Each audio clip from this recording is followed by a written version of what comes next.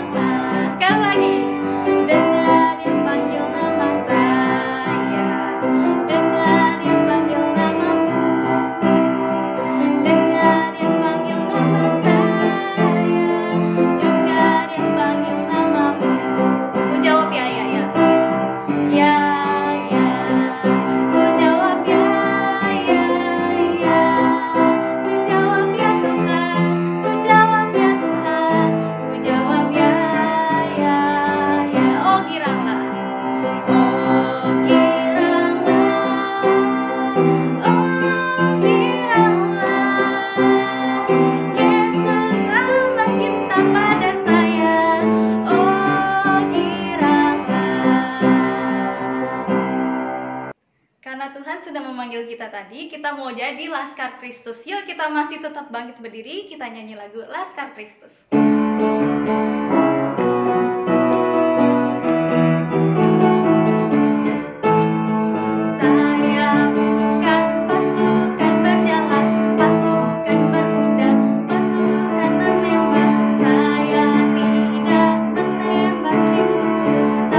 Saya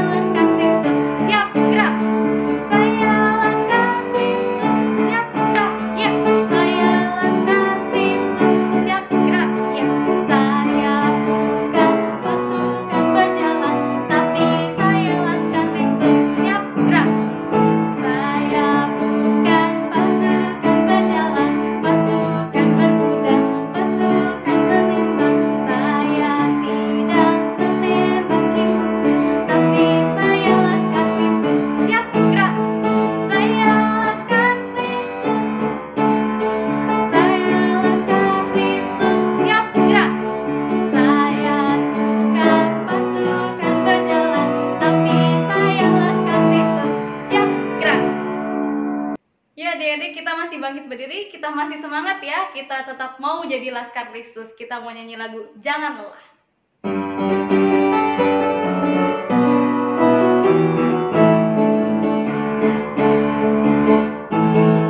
Jangan lelah bekerja di ladangnya Tuhan.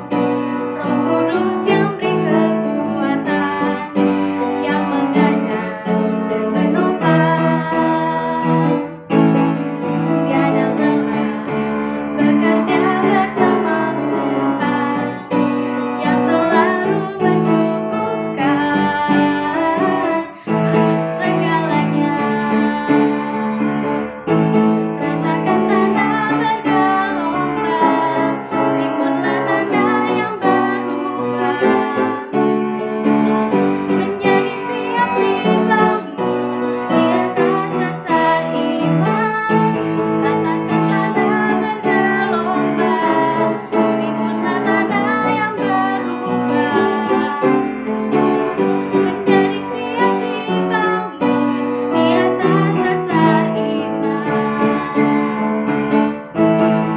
Jangan lelah bekerja bersamamu Tuhan.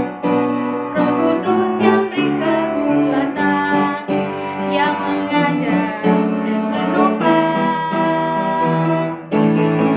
Tiada lelah bekerja bersamamu Tuhan, yang selalu mencukupkan atas segalanya.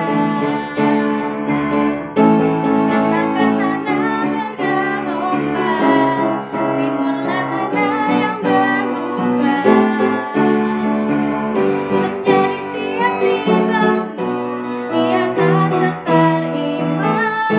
Ratakan tanah bergelombang, timbunlah tanah yang berubah, menjadi siap dibangun di atas dasar iman. Adik-adik semuanya boleh duduk. Yuk kita siapin hati dan pikiran kita untuk mendengarkan firman Tuhan. Yuk kita mau nyanyi lagu Kusiapkan Hatiku Tuhan.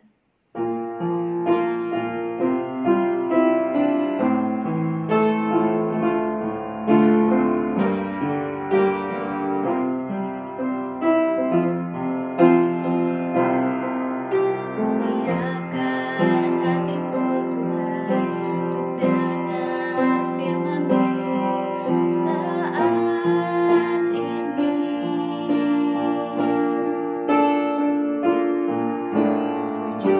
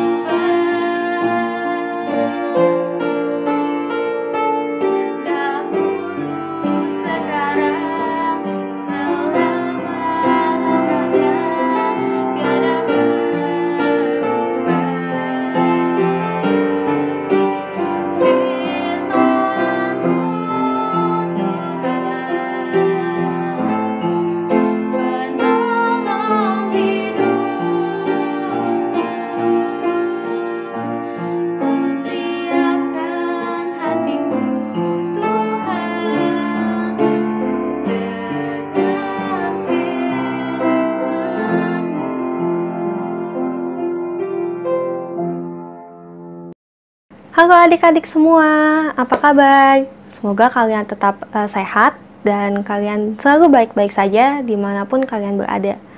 Adik-adik, sebelum kita mendengarkan firman Tuhan, kita berdoa dahulu ya. Mari semuanya kita bersatu di dalam doa. Tuhan Allah Bapa kami yang bertata di dalam kerajaan surga, sekali lagi kami bersyukur Tuhan atas segala kebaikan-Mu di dalam hidup kami yang tiada habis-habisnya. Tuhan, di waktu ini kami mau duduk diam mendengarkan firman-Mu. Kiranya Tuhan tolong kami agar kami dapat sungguh-sungguh mendengarkan firman-Mu, agar kami dapat sungguh-sungguh mengerti isi hati-Mu ya Tuhan, dan kami dapat melakukan firman-Mu di dalam kehidupan kami. Tuhan, kiranya Engkau tolong Lausa yang akan memberitakan firman-Mu, dan biarlah hanya firman-Mu saja Tuhan yang tersampaikan. Terima kasih Tuhan Yesus. Hanya di dalam nama-Mu yang kudus kami sudah berdoa dan mengucap syukur. Amin. Adik-adik, apakah kalian tahu sebuah lagu yang akan Lausa bacakan liriknya berikut ini? Lirik lagunya seperti ini. Kusadar tak semua dapat aku miliki di dalam hidupku. Hatiku percaya rancangan-Mu bagiku adalah yang terbaik. Walau ku tak dapat melihat semua rencana-Mu Tuhan, namun hatiku tetap memandang pada-Mu, Kau tuntun langkahku. Walau ku tak dapat berharap atas kenyataan hidupku, namun hatiku tetap memandang pada-Mu, Kau ada untukku. Apakah kalian tahu itu lagu apa ya yang tadi Lausa bacakan liriknya? Ada yang tahu? Ya, lagu tersebut berjudul Walau Ku Tak Dapat Melihat yang dinyanyikan oleh Gracia Epifania. Gracia Epifania merupakan seorang anak yang mengalami keterbatasan dalam penglihatannya.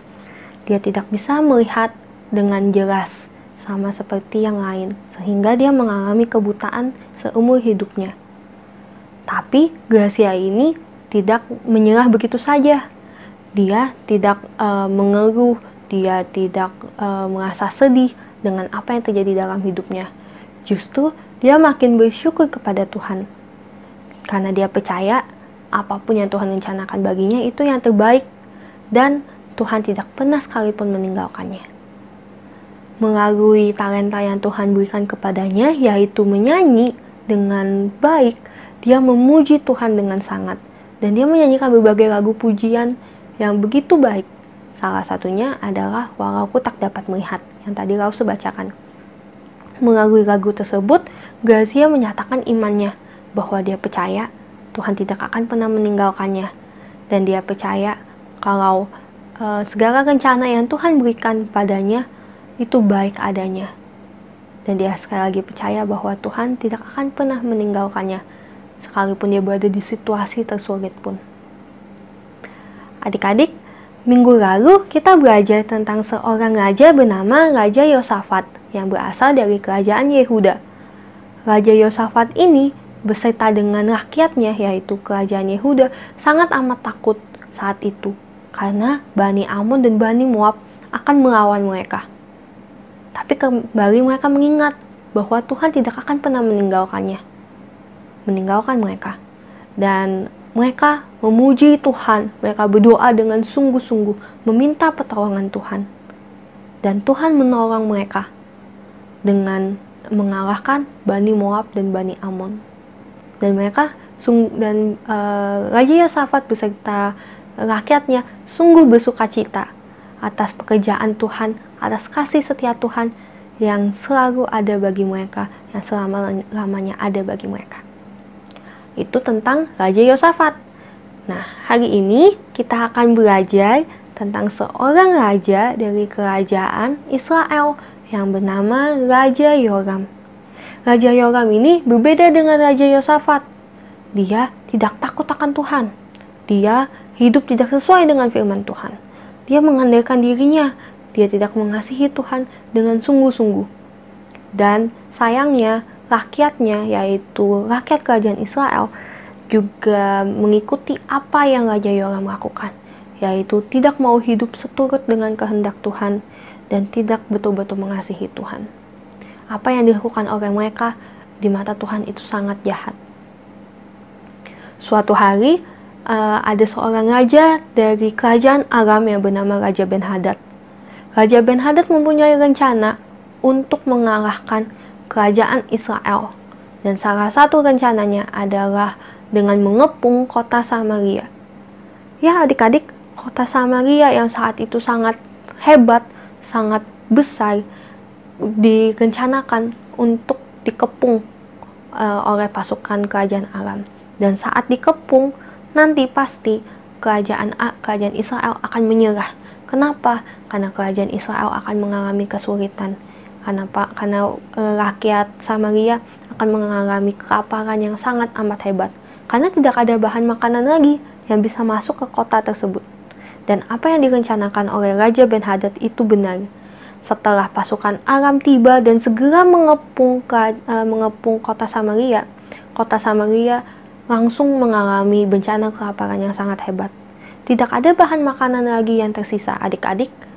Mereka sampai mencari bahan makanan yang tidak terpikirkan sekalipun untuk dapat dimakan. Seperti kepala keledai, seperti kotoran merpati.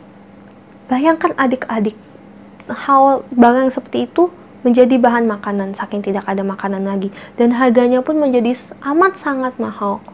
Kepala keledai harganya 80 shikal. Lalu kotoran merpati harganya 5 shikal. Betapa menderitanya, betapa kesulitannya rakyat Samaria saat itu. Dan Raja Yoram pun bingung. Dia putus asa, dia marah, dia kecewa, dia takut. Segala sesuatu Raja Yoram pikirkan. Dan dia merasa sangat tidak bisa berbuat apa-apa. Tapi kesalahan Raja Yoram di tengah situasi yang sulit ini, Raja Yoram tidak kembali kepada Tuhan. Dan ini yang salah dari Raja Yoram, adik-adik. Raja Yoram tidak mau kembali kepada Tuhan, tidak mau berserah kepada Tuhan.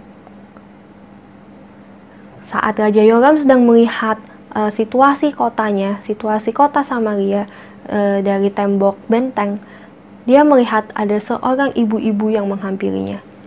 Ibu-ibu ini berkata kepada Raja Yoram, "Raja, tolong aku mempunyai masalah." Tapi Raja Yoram berkata kepada ibu ini, "Tuhan saja tidak menolong aku, bagaimana aku bisa menolongmu? Ada apa?" Lalu ibu ini menceritakan keluh kesahnya kepada Raja Yoram. Ibu ini bercerita, dia sedang bertengkar dengan ibu lain. Karena ibu lain ini tidak mau memberikan bayinya untuk dimakan bersama-sama dengan ibu tersebut. Padahal ibu tersebut telah memberikan bayinya untuk dimakan sehari sebelumnya dengan ibu yang ini. Ya adik-adik, kalian bayangkan seorang ibu memakan bayinya sendiri karena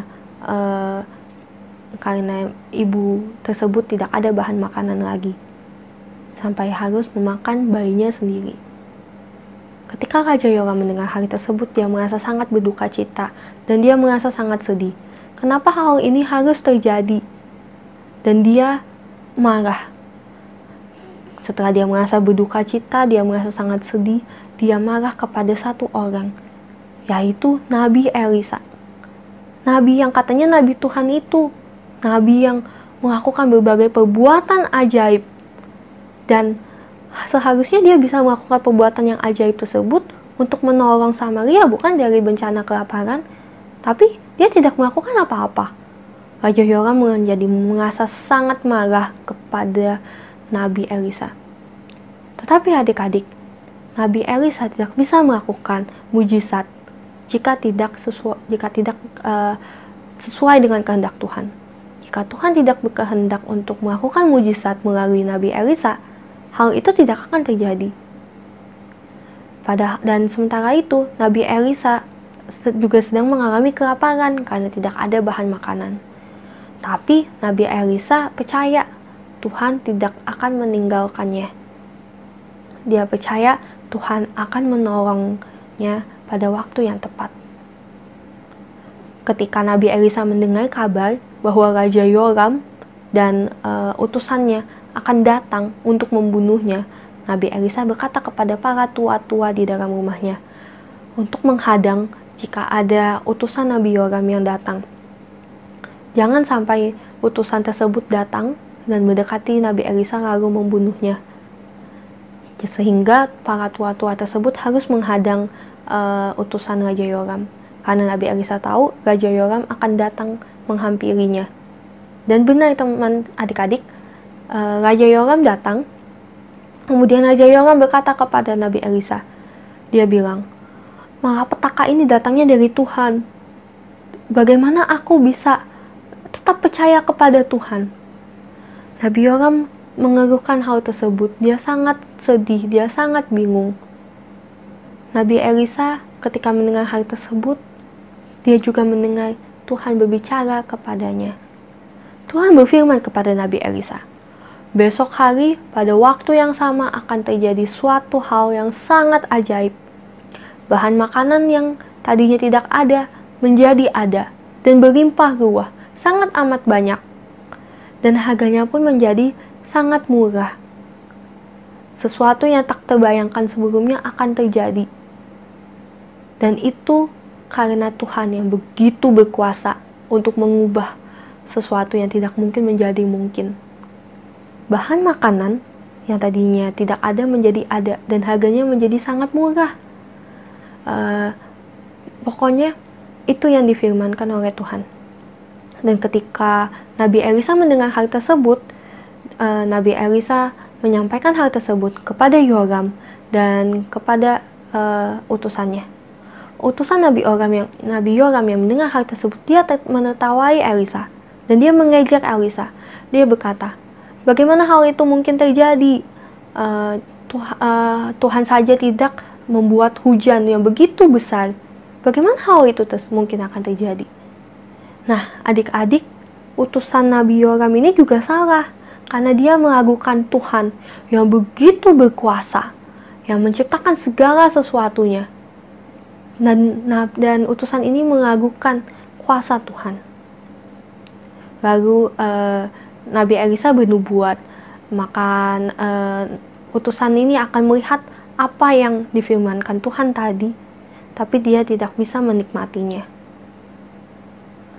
Saat itu ada seorang empat penderita kusta. Mereka sangat kelaparan.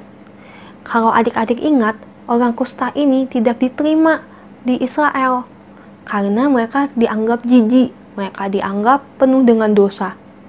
Jadi tidak ada yang mau dekat-dekat dengan orang kusta ini, termasuk 4 penderita orang kusta ini. Keempat orang kusta ini juga merasa sangat amat kelaparan, tidak ada bahan makanan lagi. Lalu mereka berpikir, bagaimana kalau kita pergi ke perkemahan orang Aram? Di perkemahan orang Aram ini pasti sangat banyak makanan.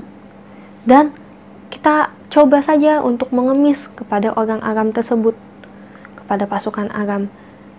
Kalaupun pasukan Aram akan membunuh kita, ya itu nasib kita.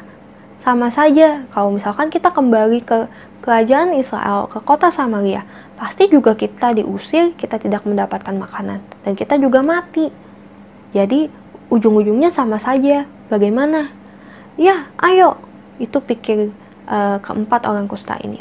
Dan keempat orang kusta ini akhirnya memutuskan untuk pergi ke perkemahan Aram. Sesampainya di perkemahan orang Aram, mereka sangat amat terkejut karena perkemahan tersebut kosong. Tidak ada orang sama sekali. Yang ada hanyalah bahan makanan yang begitu banyak dan melimpah ruah. Dan ada banyak harta kekayaan yang begitu banyak sekali. Ada emas, perak, segala sesuatu yang sangat amat mahal dan mewah. Itu ada di perkemahan pasukan Aram. Lalu keempat orang kusta ini bingung. Loh, kemana orang-orang Aram ini? Kemana pasukan Aram ini? Apa yang terjadi dengan mereka? Yang terjadi dengan mereka adalah seperti ini adik-adik. Jadi saat itu pasukan Aram sedang sibuk mempersiapkan untuk segera menyerang kerajaan Israel yang mereka yakini sebentar lagi akan menyerah. Dan di perkemahan tersebut tiba-tiba mereka mendengar ada bunyi kereta yang banyak sekali dan keras, bunyi kuda, bunyi langkah kaki orang yang sangat banyak sekali. Dan mereka ketakutan. Ya, pasukan Aram ketakutan karena jangan-jangan itu adalah pasukan orang Het dan pasukan orang Mesir yang disewa oleh kerajaan Israel untuk melawan mereka. Dan mereka pasti akan kalah jumlah, dan mereka pasti akan kalah. Sehingga pasukan Aram sangat ketakutan dan segera pergi meninggalkan perkemahan tersebut, segera kabur. Jadi perkemahan tersebut kosong. Lalu keempat orang kusta ini sangat bingung, kenapa itu terjadi? Kalian tahu adik-adik apa yang terjadi dengan orang Aram ini? Kenapa mereka bisa sampai kabur? Kenapa mereka bisa mendengar hal-hal tersebut? Bunyi-bunyi pasukan, bunyi-bunyi kereta, bunyi-bunyi kuda. Itu karena Allah. Allah bekerja membuat hal tersebut. Dan itu adalah bagian dari pertolongan Allah terhadap kerajaan Israel. Ingat adik-adik, Allah tidak pernah meninggalkan umatnya. Meskipun umatnya sering meninggalkan Allah, sering hidup tidak sesuai dengan kehendak Tuhan, sering menjauh dari Tuhan. Tapi Allah tidak pernah meninggalkannya, meninggalkan umatnya. Ketika keempat orang kusta tersebut melihat perkemahan orang Aram kosong, mereka segera mengambil makanan. Mereka segera makan, mereka segera minum, mereka sangat makan banyak sekali hingga kekenyangan. Dan mereka juga mengambil harta kekayaan yang ada di perkemahan orang Aram tersebut dan segera menyembunyikannya. Lalu mereka kembali lagi untuk makan, minum, dan mengambil barang-barang tersebut, harta kekayaan orang Aram tersebut, lalu disembunyikan. Lalu salah satu dari keempat orang kusta ini berkata kepada teman-temannya, kita harus memberitahukan hal ini. Jika besok kita beritahukan, nanti kita akan dihukum. Kita harus memberitahukan hal ini kepada orang-orang Samaria. Ayo. Lalu mereka berempat segera pergi ke kota Samaria dan memberitahukan bahwa perkemahan orang Aram kosong. Ya, perkemahan pasukan Aram kosong. Tidak ada orang sama sekali. Hanya ada bahan makanan yang begitu berlimpah. Hanya ada harta kekayaan yang begitu banyak. Ya, perkemahan orang Aram kosong. Ayo segera ke sana. Dan berita tersebut terdengar di seluruh kota Samaria, termasuk di istana kerajaan Israel, tempat Raja Yoram tinggal. Dan Raja Yoram mendengar hal tersebut. Ketika Raja Yoram mendengar hal tersebut, dia merasa curiga. Apa jangan-jangan ini strateginya pasukan Aram? Jadi mereka meninggalkan perkemahan tersebut, dan nanti ketika orang Samaria dan seluruh kerajaan Israel datang ke sana, nanti kota Samaria kan kosong. Nanti akan segera diduduki oleh pasukan Aram. Tidak. Jangan-jangan itu yang terjadi.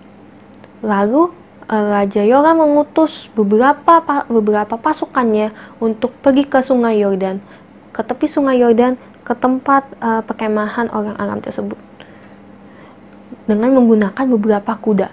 Yang kuda-kuda tersebut tidak dimakan karena tidak ada bahan makanan lagi kan adik-adik. Jadi mereka juga terpaksa untuk memakan kuda, dan untungnya masih ada beberapa kuda.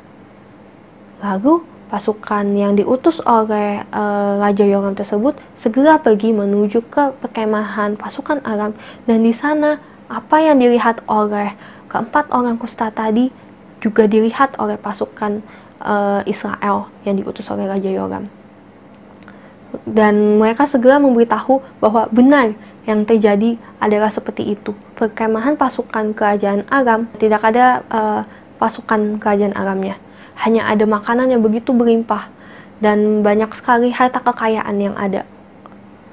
Nah, setelah itu adik-adik, ketika orang Samaria mendengar hal tersebut, langsung semua rakyat Samaria pergi lari menuju ke perkemahan perkemahan orang Aram. Dan mereka segera mengambil bahan makanan. Mereka segera makan, minum, dan mereka segera kenyang. Mereka sangat bersukacita. Dan mereka segera mengambil barang-barang yang ada di perkemahan tersebut. Emas, perak, semuanya diambil.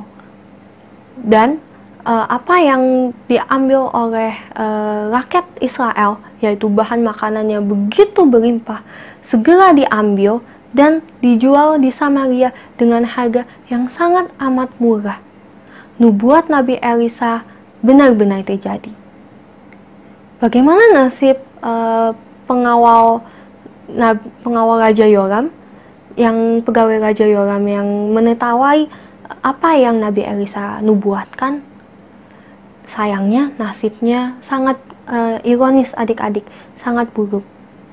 Ia terinjak-injak oleh rakyat Samaria yang begitu banyak sekali yang ingin membeli bahan makanan tersebut, yang sangat senang karena ya bencana kelaparan telah selesai, kita sudah mempunyai bahan makanan yang banyak sekali.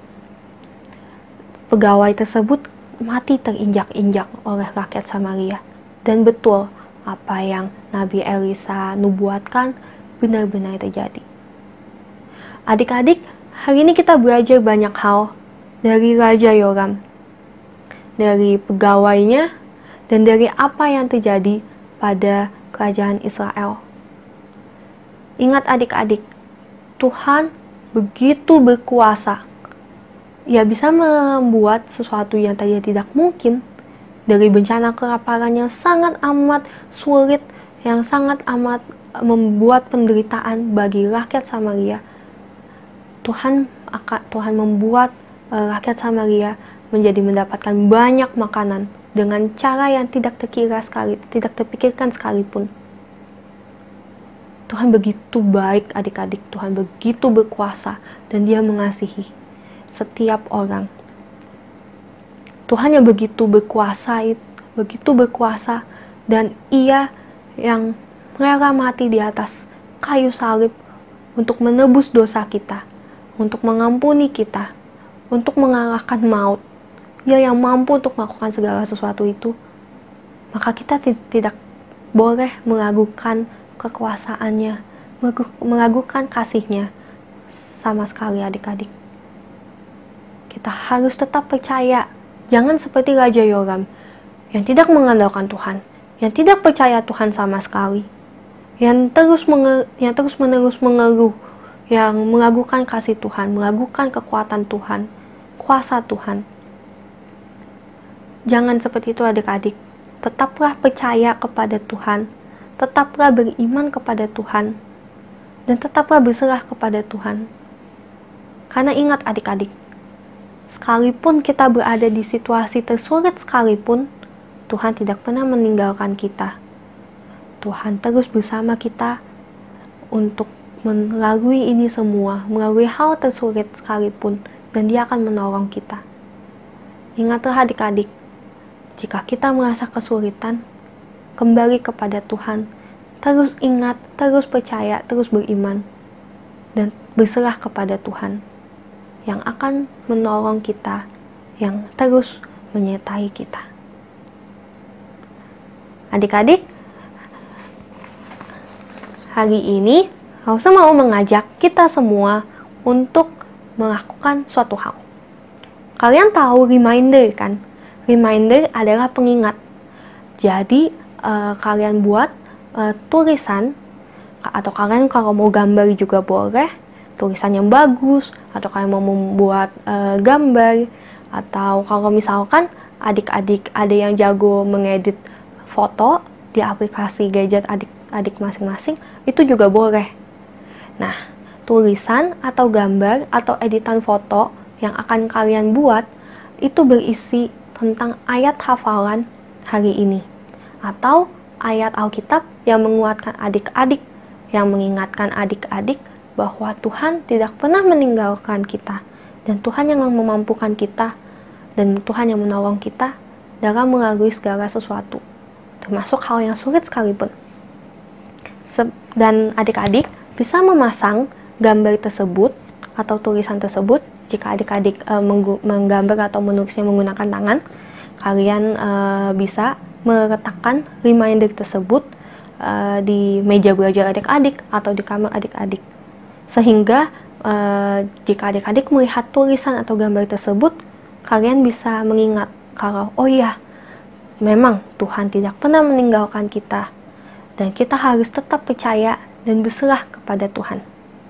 Atau kalau misalkan adik-adik buat di gadget adik-adik masing-masing, kalian bisa pasang pasang gambar tersebut sebagai lock screen kalian atau background gadget kalian. Misalkan seperti ini. Jadi, Lause memasang sebuah ayat hafalan yang menguatkan Lause, sebuah ayat Alkitab dari Amsal 3 ayat 5. Lause pasang di lock screen iPad Lause. Ayat hafalannya ini, ayat Alkitabnya ini berbunyi, percayalah kepada Tuhan dengan segenap hatimu dan janganlah bersandar kepada pengertianmu sendiri. Dari Amsal 3 ayat 5. Lause pasang di lock screen iPad Lause, dan ini menjadi reminder bagi Lause, menjadi pengingat bagi Lause bahwa kita jangan pernah sekali-sekali mengandalkan diri kita. Diri kita ini lemah, tapi andalkanlah Tuhan yang begitu berkuasa, yang mampu untuk melakukan segala sesuatu. Percayalah kepada Tuhan dan andalkanlah Tuhan dan berserah kepada Tuhan. Jangan seperti Raja Yoram ya adik-adik. Raja Yoram yang meragukan kasih Allah yang begitu besar kepadanya. Jangan seperti utusannya Raja Yoram yang meragukan kekuasaan Allah, yang Allah mampu untuk melakukan segala sesuatu. Ingat adik-adik, kita harus tetap percaya kepada Tuhan, harus tetap berserah kepada Tuhan dan mengandalkan Tuhan. Percayalah adik-adik, Tuhan tidak pernah meninggalkan kita sekalipun, meskipun kita yang sering meninggalkannya. Dan Tuhan betul-betul mengasihi kita. Dan Tuhan sungguh berkuasa untuk melakukan segala sesuatu. Jadi adik-adik, tetaplah percaya kepada Tuhan dan tetap berserah serta mengandalkan Tuhan. Amin. Mari semuanya kita bersatu di dalam doa. Tuhan Allah Bapa kami yang bertakhta di dalam surga, sekali lagi kami bersyukur atas firman-Mu yang telah disampaikan. Kami tahu Tuhan, kami ini lemah. Kami masih sering meninggalkan Engkau. Terkadang kami meragukan Engkau ya Tuhan. Terkadang kami tidak sungguh-sungguh percaya bahwa Engkau terus beserta dengan kami.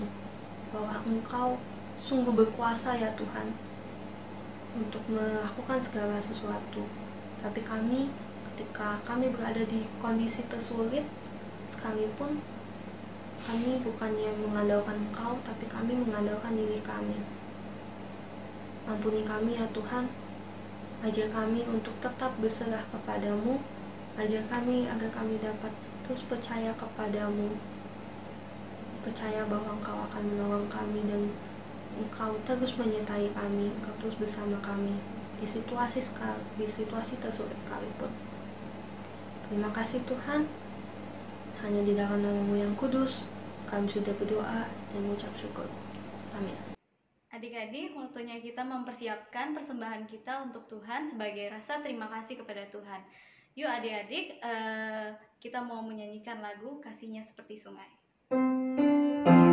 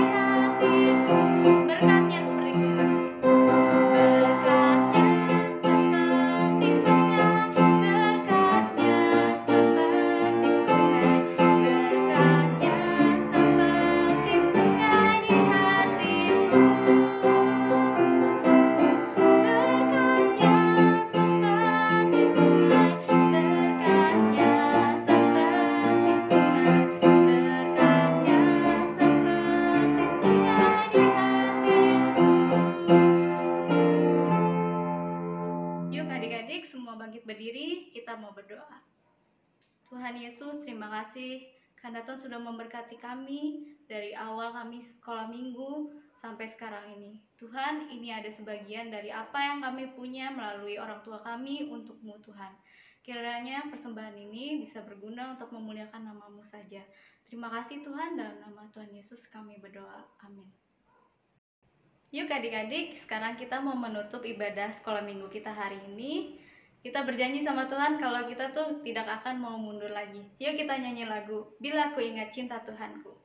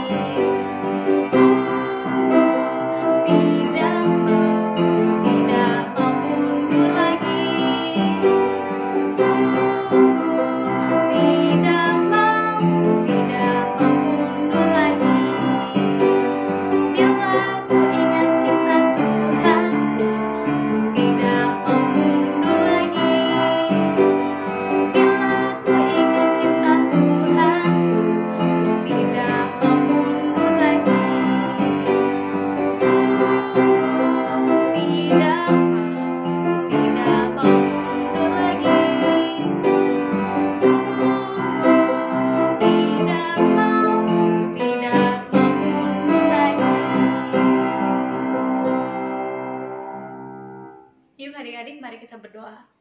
Tuhan Yesus, terima kasih karena Tuhan sudah memberkati kami dari awal kebaktian sekolah minggu kami sampai hari ini. Tuhan, terima kasih atas berkat-Mu setiap harinya untuk kami. Kami bisa mendengarkan firman-Mu hari ini. Kiranya firman-Mu ini bisa berguna untuk kehidupan kami setiap harinya. Dan kami berjanji akan selalu mengikuti kehendak-Mu saja. Terima kasih Tuhan, dalam nama Tuhan Yesus kami berdoa. Amin. Bapa, terima kasih.